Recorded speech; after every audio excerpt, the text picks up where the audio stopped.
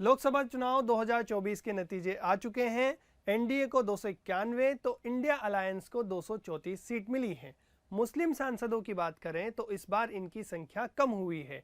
साल 2019 में 26 मुस्लिम उम्मीदवार जीतकर संसद पहुंचे थे, वहीं अब यह आंकड़ा कम होकर 24 हो गया है। हालांकि ये नंबर 2014 के मुकाबले ज्यादा है। उस समय 23 मुस्लिम उम्मीदवार जीते थे। इस वीडियो में आपको बताएंगे कि किस पार्टी ने कितने मुस्लिम उम्मीदवारों को टिकट दिया था और किस पार्टी के कितने उम्मीदवार जीते हैं। लेकिन उससे पहले एक अपील, अगर आप क्विंट की पत्रकारिता को पसंद करते हैं और लोकसभा चुनाव के नतीजों का सही और सटीक विश्लेषण पढ़ना और देखना चाहते हैं तो क्विंट हिंदी के मेंबर जरूर बनिए। तो साल 2019 में अलग अलग राजनीतिक पार्टियों ने 115 मुसलमानों को टिकट दिया था, लेकिन इस बार यह नंबर घटकर सिर्फ 78 रह गया है। नरेंद्र मोदी कहते रहे कि पसमानदा मुसलमानों को ज्यादा मौका दिया जाना चाहिए, क्योंकि ये ऊपर के लोगों ने मलाई खाई है और ये पसमानदा मुसलमानों को भी उसी हालत में जीने के लिए इन लोगों ने मजबूर कर दिया है।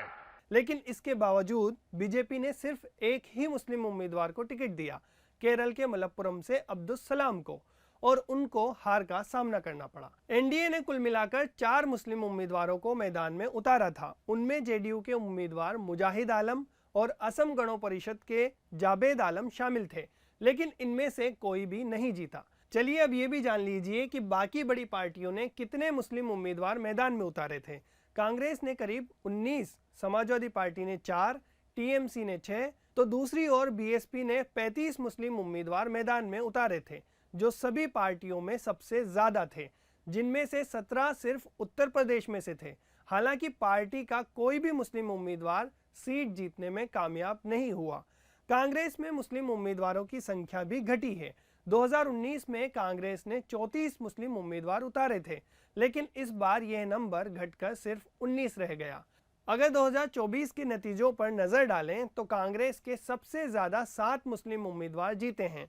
इसके बाद टीएमसी के 5, समाजवादी पार्टी के 4, मुस्लिम लीग के 3, नेशनल कॉन्फ्रेंस के 2 निर्दलीय उम्मीदवार और एआईएमआईएम के असदुद्दीन ओवैसी जीते हैं। पिछले 2 आम चुनावों पर नजर डालें तो 2014 में बीजेपी ने कुल 482 में से 7 मुस्लिम उम्मीदवारों को मैदान में उतारा था, लेकिन उनमें से सभी हार गए, जिनमें शहनवाज हुसैन भी शामिल थे, जो उस समय मौजूदा सांसद थे। और 2019 में बीजेपी ने 6 मुस्लिम उम्मीदवारों को मैदान में उतारा था, लेकिन इनमें से भी कोई नहीं जीता।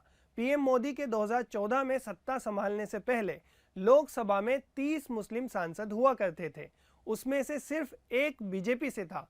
अब संसद में 543 में से 24 मुस्लिम सांसद होंगे, लेकिन इनमें से बीजेपी का एक भी नहीं होगा।